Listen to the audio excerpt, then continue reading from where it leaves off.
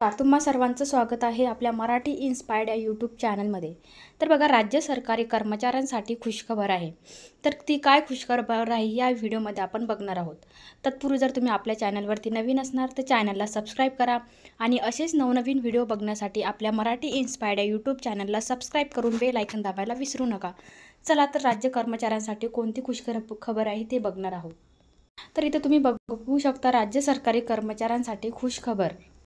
राज्य सरकारी कर्मचाऱ्यांसाठी खुशखबर आहे। राज्य सरकारी कर्मचाऱ्याच्या महागाई भत्त्यात 4% वाढ करण्यात आलेली आहे। 7व्या वेतन आयोगानुसार सुधारित वेतन संरचनेतील मूळ वेतनावरील अनुदेय महागाई भत्त्याचा दर 46 वरून 50% करण्यात आलेला आहे।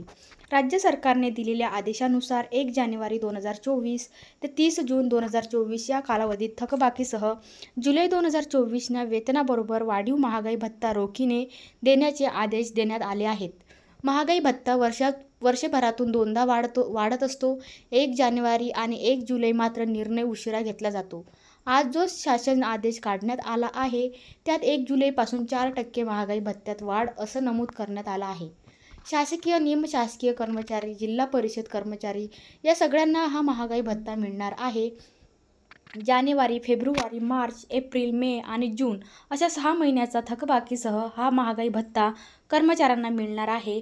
महागाई भत्ता आधी केंद्र सरकार जाहीर करत आणि नंतर राज्य सरकार निर्णय घेत।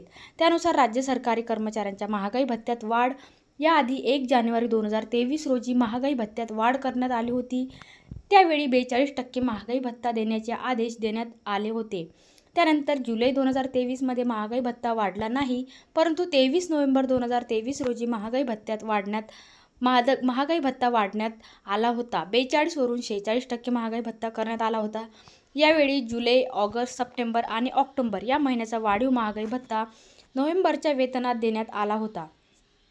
दरम्यान जानेवारीत महागाई भत्ता वाढला नाही, त्यामुळे आता जुलै महिन्यात महागाई भत्ता वाढवण्यात आला आहे। त्यानुसार आता जानेवारीपासून महागाई भत्ता जुलैच्या वेतनात राज्य सरकारी कर्मचाऱ्यांना मिळणार आहे।